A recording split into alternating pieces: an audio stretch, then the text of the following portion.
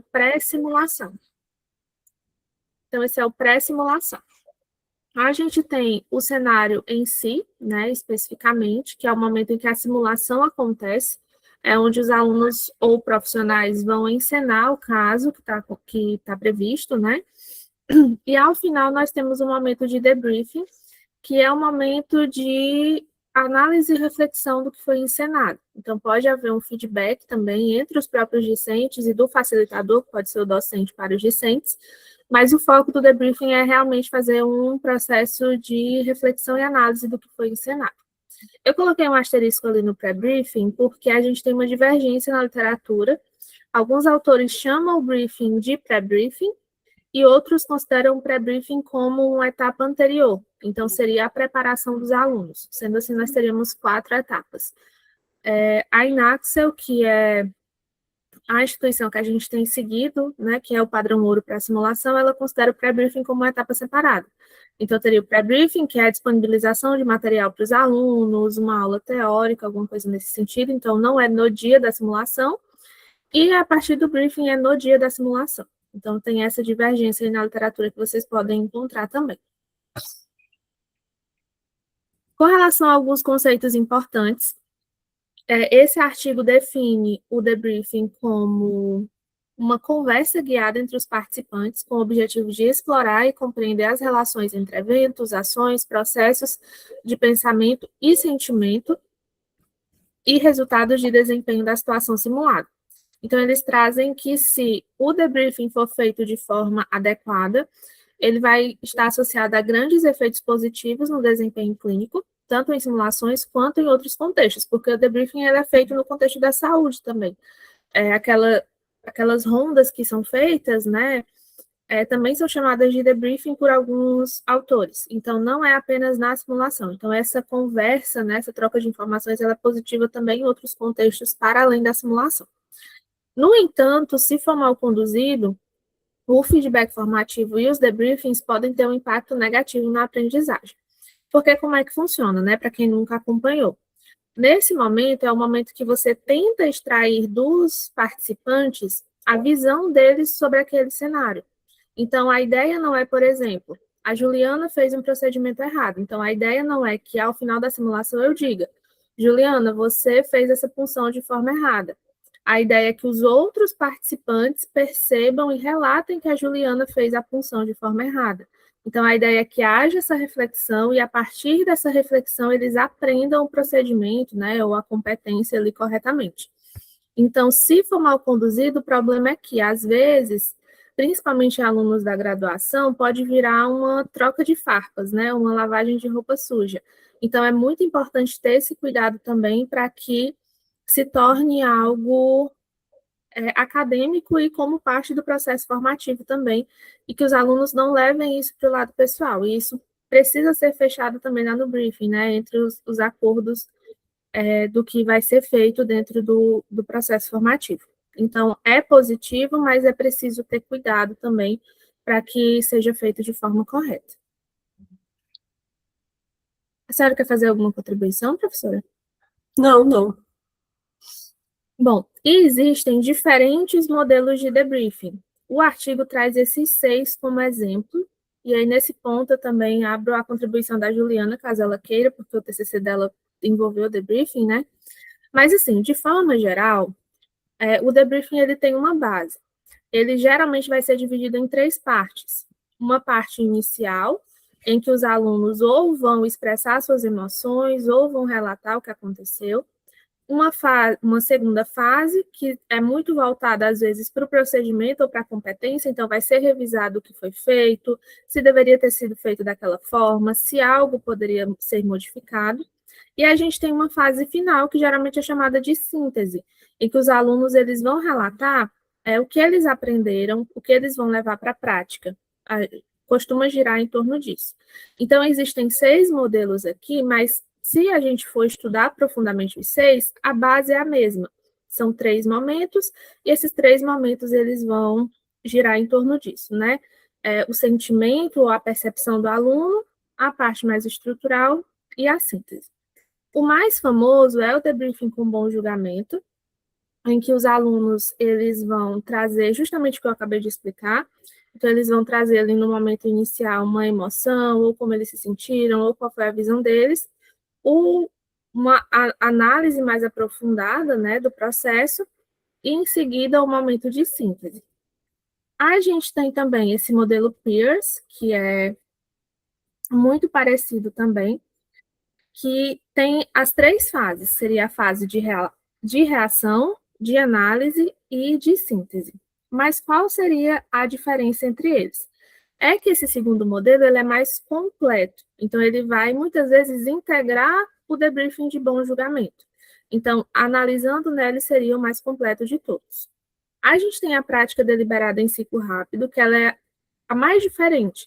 Aqui o debriefing ele não vai acontecer ao final da simulação, ele vai acontecer durante, porque a prática deliberada em ciclo rápido, geralmente ela vai ser feita a partir de estações. Então, é mais voltada para procedimentos técnicos.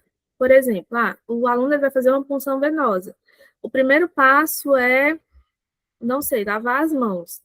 E aí, se houver algum problema nesse momento de lavar as mãos, o feedback já é dado ali, não se espera ao final. Então, é dado o feedback, o aluno faz de novo e assim até que ele complete aquela estação.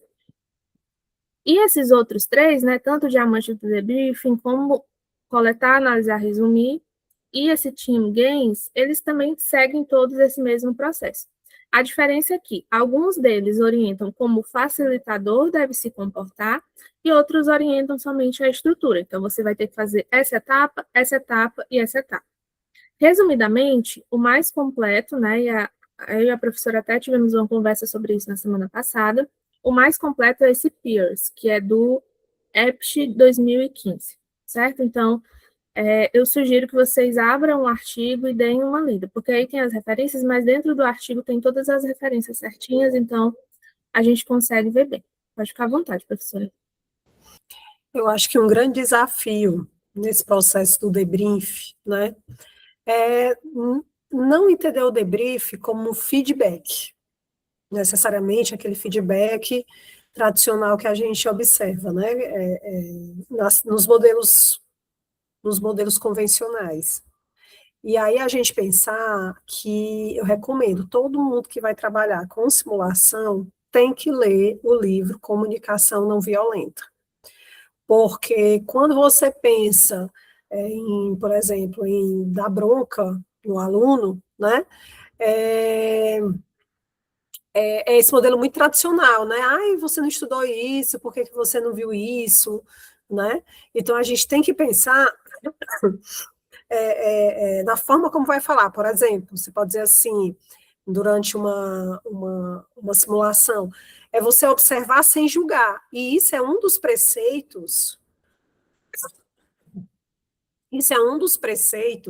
da comunicação não violenta, né?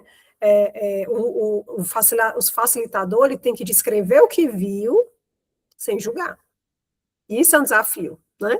Então, por exemplo, eu vi que durante o atendimento eu observei que a equipe iniciou a administração do medicamento antes de confirmar a identidade do paciente, entendeu?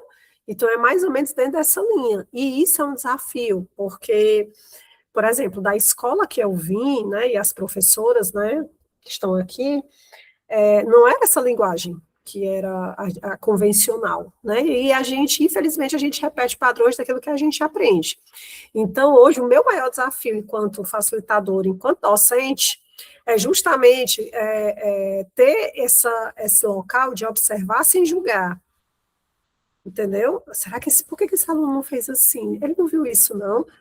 Né? Então, assim, existem outros elementos que fazem parte, a ansiedade, né, a percepção de que, por mais que esse não seja o fim, mas a questão de achar que está sendo avaliado. Então, para quem tem interesse no tema, eu acho que ler o livro Comunicação Não Violenta, do Rosenberg, ele é muito bom. Até para poder, nesse contexto, a gente ter uma comunicação mais assertiva. Pode continuar, Vitória. Sim, e também um outro ponto importante é a questão de deixar os alunos pensarem também, né? Eu eu percebo, a gente tem aplicado as simulações de criança, peço desculpas pelo barulho, tá, gente? Mas a gente tem aplicado as simulações de criança e eu percebo, por exemplo, que a professora Patrícia, em alguns momentos, quer interferir ali com os meninos. Eu já ouvi esse relato também de outras professoras. Só que a ideia é que os alunos realmente pensem e tentem chegar a alguma conclusão sozinhos. E a gente tem percebido que eles estão se aperfeiçoando nisso. Na última que nós aplicamos, por exemplo, muita coisa que eu tinha anotado, eles mesmos disseram. Então, assim, eles, teoricamente, pelo menos, eles sabem o certo. Então, se os colegas erram, eles falam. E a gente percebe, não sei se a professora notou também, que eles estão até tentando mudar o jeito de falar, porque antes era muito assim, você errou, você deveria ter feito isso, ou você fez isso aqui que não precisaria. Agora eles já estão até tentando falar mais como a gente fala no final. Então você percebe que tem uma evolução também por parte dos alunos, né? Se eles têm contato com simulação de forma mais longitudinal. Bom, Até a professora também está aguentando mais a língua, né, de falar no final. sim. Bom, e essas estruturas, elas vão se concentrar em criar e manter condições ideais para o debriefing, gerenciar situações desafiadoras e a complexidade e dinâmica entre membros da equipe. Então, a gente, em alguns momentos, até tem essa dificuldade, né? Muitas vezes, como a professora falou, os alunos estão muito nervosos, principalmente se são situações que não são tão clínicas, né? Que às vezes eles precisam pensar ou se comunicar um pouco melhor. Então, precisa buscar maneiras de você fazer com que esse aluno consiga falar também, com que ele não se sinta tão julgado pelos colegas, que é uma coisa que eu tenho percebido também, que às vezes os alunos que estão atuando ali na simulação, eles se sentem meio que num tribunal, né, dos colegas só falando. Então, é importante a gente ressaltar o positivo e ressaltar o que precisa ser melhorado. E também ter muito cuidado com a fala. Eu não posso perguntar para os observadores, por exemplo, no que você acha que os colegas erraram? Não, é no que eles poderiam melhorar. Ou o que você faria diferente? Então, sempre tentar puxar para o positivo, porque senão vira realmente ali um julgamento e os alunos nunca mais vão querer participar de uma simulação da vida deles, né? Então, é isso. Quais são as oportunidades de melhoria? Então, é sempre tentar levar para palavras positivas. Então, o que pode ser melhorado e tentar, às vezes, trazer até o positivo primeiro. Que é uma coisa que os alunos têm muita dificuldade de dizer. Às vezes você pergunta o que os colegas fizeram de bom, muitas vezes eles já vão para os erros. Porque eles estão muito ansiosos para mostrar que eles perceberam que tiveram erros ali também. Então, esse é um ponto que a gente precisa conduzir. O debriefing, ele não é só a estrutura, mas ele é também o comportamento da pessoa que está facilitando a simulação. E agora os resultados do artigo, né? Eu vou colocar aqui na guia do artigo. Eles encontraram, né? A busca ela foi feita em 2022, então talvez a gente até tenha algumas atualizações maiores e foram incluídos 70 estudos nessa revisão. É uma revisão sistemática, mas desde já eu tenho uma crítica assim, em termos de apresentação de resultados. Eu senti falta de uma comparação entre os métodos, porque eles dão a entender que eles vão comparar os métodos de debriefing, mas eles não comparam, eles trazem de uma forma muito descritiva. E aí, isso é ruim porque, assim, eu não falo nem de ter uma análise estatística porque eles não se propõem a isso, mas pelo menos de apresentar uma tabela, uma figura que compare, esse daqui é mais utilizado, ou esse daqui apresentou resultados mais interessantes. Então, essa seria a minha crítica ao artigo, né? A forma como os dados foram apresentados. Mas, enfim, nessa tabela eles mostram a origem geográfica, né? Tem uma boa distribuição, mas a maioria vai ser aqui da América do Norte, né, dos Estados Unidos. E tem um estudo do Brasil aqui, né? Primeiro a gente precisa pensar que é de 2022, então de lá para cá já teve muita produção. Mas um outro ponto importante é que é um estudo produzido por autores não brasileiros. Então a forma como eles fazem as buscas é diferente da forma como nós fazemos as buscas. E muitos de nós, né, enquanto autores ou pesquisadores, ainda publicamos em revistas que não estão em grandes bases de dados. Então, às vezes, estudos como esse não mostram as nossas pesquisas porque elas não estão nos locais onde foram feitas as buscas. Pode falar, professor. Aproveitando que a Vitória falou desse tema, estava conversando com a Cíntia, né, esses dias, nas orientações, E eu justamente é um ponto, né, que a gente precisa chamar atenção.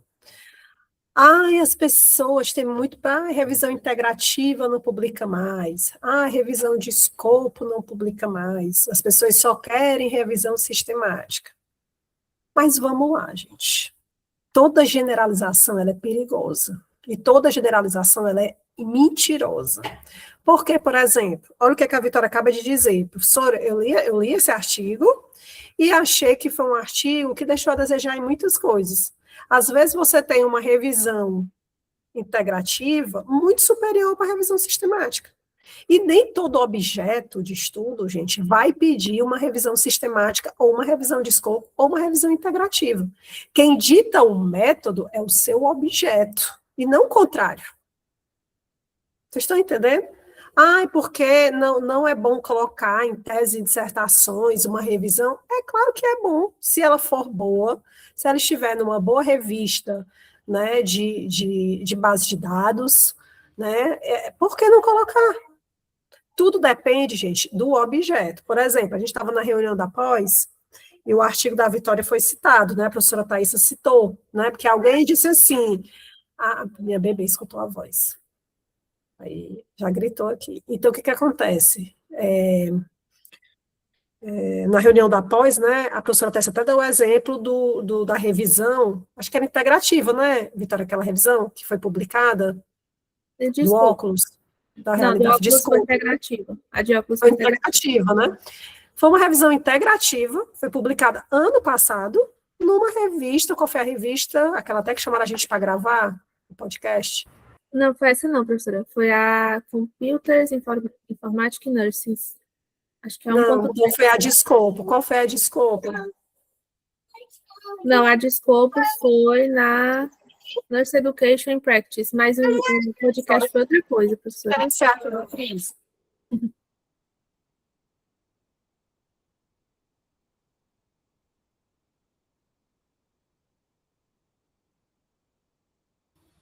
Desculpa, Vitória. Eu não lembro se foi a revisão de escopo, se foi a revisão integrativa que ela comentou. E aí ela comentou justamente isso, né? Ela comentou essa questão da qualidade do material. Ela dizendo, foi publicado numa boa revista, né? Foi publicado numa boa revista, uma revisão e recente. Aí, por causa disso, não vamos citar? Claro que vai citar. Por causa disso, a revisão integrativa não é publicada? Ela é publicada. Entendeu? Então, a gente desmistificar e achar que tudo tem que ter revisão sistemática, tudo tem que ter revisão de escopo, tudo tem... Não, gente, é o objeto. O seu objeto permite uma revisão de escopo, porque para uma revisão sistemática, como uma revisão sistemática, a gente tem que lembrar que ela geralmente são estudos, né, de ensaios clínicos, randomizados, tem uma série de critérios para você dizer que é sistemática, porque senão os dados não são gerados. Aí aquele teu objeto não tem pesquisa, ou não tem. Entendeu? Eu lembro que na minha tese, eu tinha essa mentalidade, eu quero publicar uma revisão sistemática. Aí eu conversei com o professor Márcio, que na época ele estava, né, publicando muito essa revisão sistemática. Aí ele disse assim, amiga, eu andei olhando o seu material, seu material, pelo o que você se propôs a estudar, não tem como fazer uma revisão sistemática. Inclusive, ele até tentou e não deu certo. Por quê? Por conta do objeto específico que eu estava estudando. Então, gente, quando as pessoas disserem nunca, é que nem questão de concurso, né? Toda generalização ela é perigosa e mentirosa, tá? A gente não pode pensar nessa forma, não. Será que foi essa aqui? Foi a revisão integrativa mesmo, Vitória. Foi a revisão integrativa mesmo. Foi do realidade virtual, dos óculos. Obrigada. Por nada. Só comentando, né, esses dois artigos a gente publicou recentemente. Esse de cima, que é uma revisão de escopo, ele é da minha tese, então fez parte do referencial teórico para a tecnologia educacional que nós estamos construindo.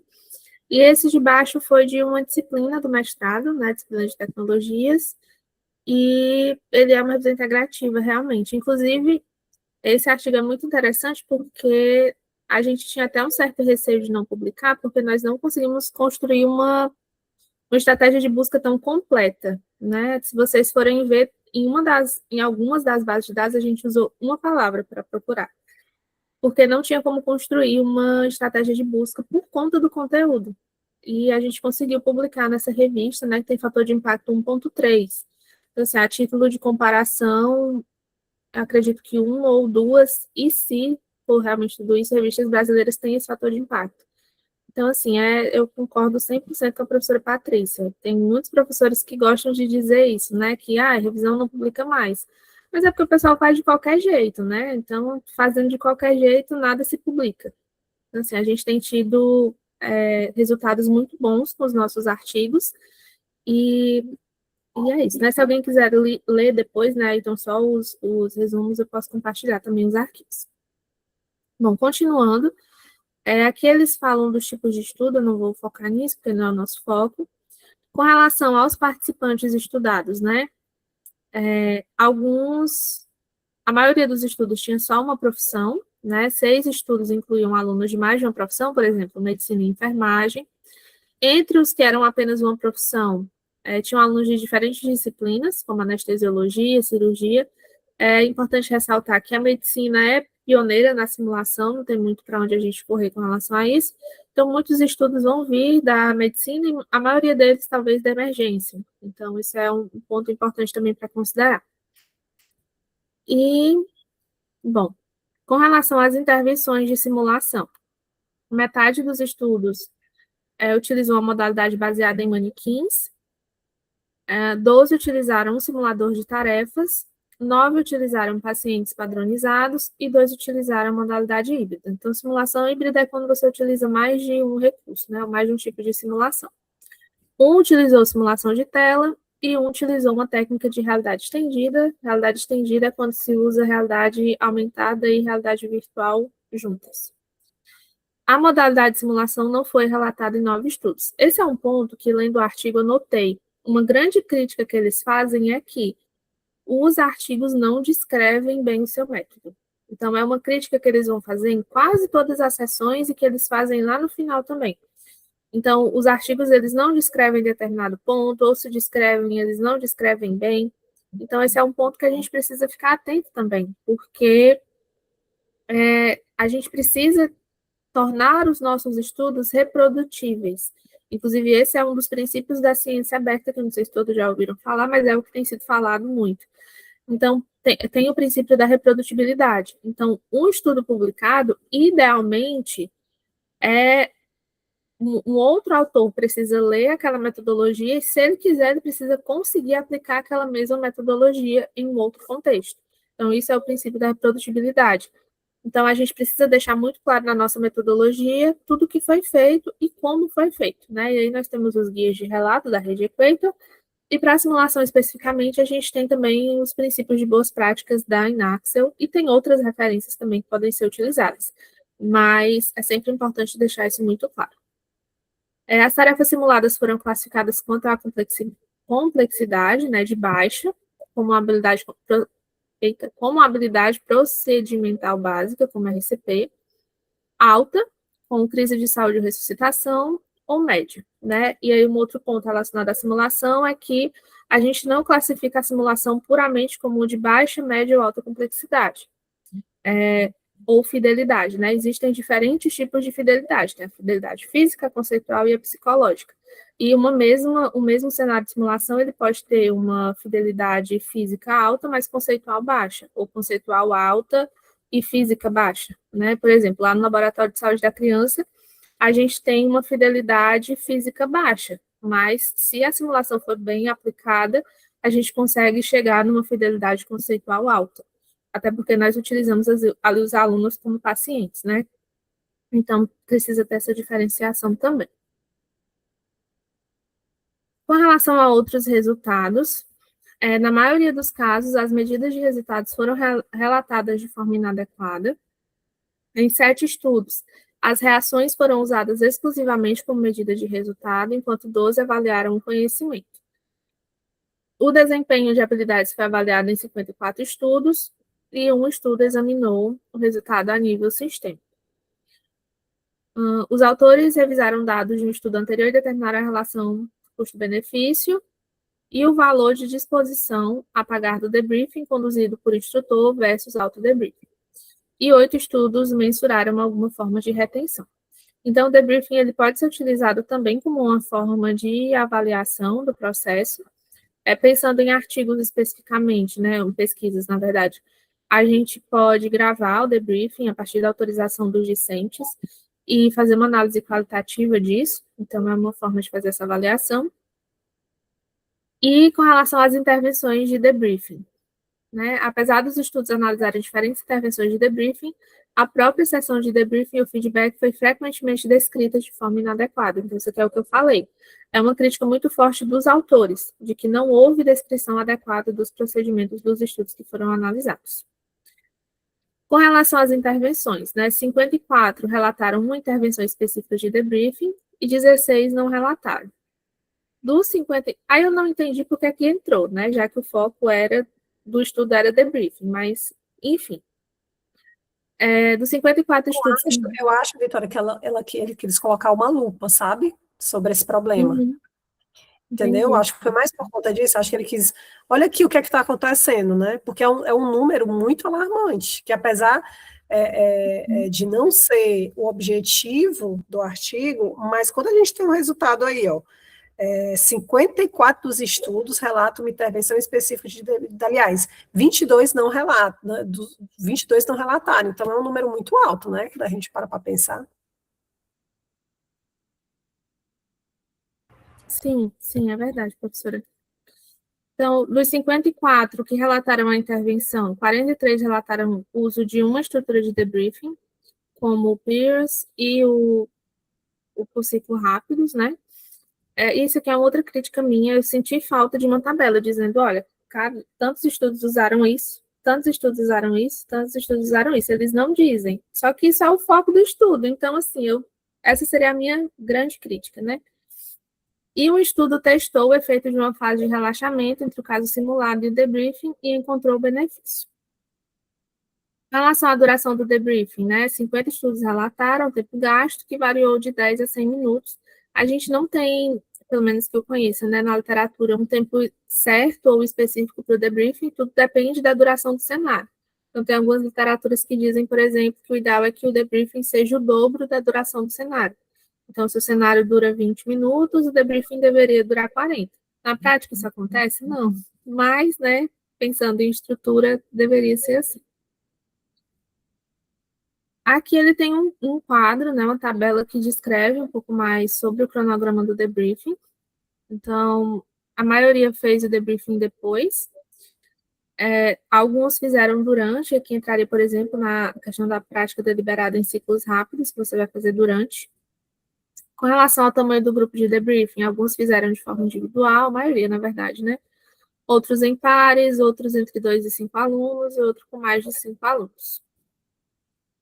E aí, só ressaltando, né, especialmente para aqueles que nunca fizeram uma simulação, geralmente, se você tem, por exemplo, um grupo de 6 alunos, que é como a gente faz em saúde da criança, às vezes, geralmente um ou dois vai atuar dentro do cenário e o restante vai ser observador. O debriefing é com todo mundo, e não apenas com aqueles que atuaram no cenário e não apenas com os que observaram. Então, todos são incluídos dentro do cenário. Em relação à composição do grupo, né, teve multidisciplinar, multiprofissional. Acredito que seria número de interrogadores, né, que seria auto-debriefing, 2 entrevistadores ou 3 entrevistadores, e acredito que ele se refira aos facilitadores. E aqui o script utilizado, foi utilizado o script, né? Com relação à estrutura, seria alto, baixo, acredito que relacionado à fidelidade do conteúdo e se foi ou não assistido por vídeo. E aí, com relação às intervenções específicas para o debriefing, eles destacam algumas, né? Então, eles destacam a prática deliberada. Só te interrompendo, desculpa, só para vocês entenderem essa história de vídeo, certo? Que ele coloca ali, ó. Sobe um pouquinho, querida. Pois vai, meu amor, pintar. Ó, onde ele diz assim, ó, assistido por vídeo. Toda vida que a mãe liga o microfone, ela já estava bem quietinha, por isso que eu falei, mas vamos lá. Esse assistido por vídeo, por exemplo, lá na Espanha, né, os alunos, eles assistem toda a simulação por vídeo. E aí, a gente aqui do Brasil fala muito dessa história do aquário, né, dos alunos também estarem assistindo. Foi até lá uma discussão muito grande comigo com a professora Anne, para a gente chegar no consenso, porque eu achava mais proveitoso eles assistindo. Já, mamãe dá. Eles achavam mais proveitoso por vídeo. Mas aí lá a gente tem um fator internet, né? Que se não tiver ali uma internet dedicada só para o laboratório, então ela me convenceu nesse ponto. Mas aí essa parte que ele está colocando é sobre isso, não é? Porque, pelo que eu entendi, Vitória, não é porque estava tendo uma simulação em vídeo, né? É mesmo pela questão da exposição, né? Isso. É porque na Unilab, por exemplo, a gente faz com todo mundo na mesma sala. Mas em muitas instituições acontece como a professora está falando, né? É uma sala só que ela é dividida por uma estrutura de vidro, então tem essa possibilidade, né? E os alunos assistem através do vídeo, que é a sala espelhada. E tem outros casos em que tem uma câmera gravando e os alunos que estão assistindo assistem por meio de um monitor. Então, está todo mundo ali, mas são mecanismos diferentes, né, ferramentas diferentes. Nessa assistida por vídeo, a principal vantagem é a questão do espaço, né? Porque mais pessoas conseguiriam assistir ao debriefing do que está todo mundo ali dentro do laboratório. Mas eu entendo que seria isso também. E aí, as intervenções de debriefing que eles destacaram, né, a prática deliberada de ciclo rápido, que é a que eu falei, isso aqui vai ser muito usado em emergência, para treinar habilidades específicas, então isso aqui não é o modelo de simulação convencional que a gente conhece, são realmente práticas de habilidades técnicas, então seria algo parecido com o que são as aulas de laboratório, né, as aulas práticas de laboratório. Debriefing guiado por instrutor versus auto-debriefing. Eu confesso que eu não tenho muito conhecimento nessa parte de auto-debriefing, então eu não sei exatamente como que funcionaria, mas eu acredito que os alunos, eles fariam o debriefing entre si, e aí ele até fala algumas formas, né? Então, por exemplo, um vídeo de simulação, uma lista de verificação, um guia de debriefing. Então, os alunos fariam debriefing entre si e eles poderiam ter um instrumento ali para guiar esse processo. E o guiado por instrutor seria guiado ali pelo facilitador, né, a pessoa que está aplicando a simulação. E o debriefing assistido por vídeo, que é o que a professora comentou, né, que alguns estudos utilizaram, inclusive para administração de medicamentos intravenosos, que é o tema da minha tese, e ele vai detalhar aqui um pouquinho sobre isso também. E é isso, aqui é a discussão. De forma geral, né, o que é que a gente conclui a partir desse estudo? Que existem diferentes formas de você fazer o debriefing e que todas elas vão ter as suas vantagens e as suas desvantagens. Então, a melhor forma é realmente se debruçar sobre as técnicas, né, e sobre as ferramentas e decidir o que fazer a partir disso.